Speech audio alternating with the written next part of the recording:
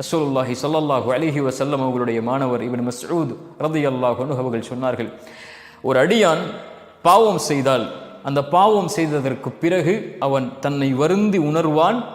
ஒரு மலையிலிருந்து ஒரு பாறை உருண்டோடி வந்து அவனை தாக்கினால் எப்படி அவன் மரணத்தை பயப்படுவானோ அது போன்று பாவம் செய்து முடித்ததற்கு பிறகு பயப்படுவான்.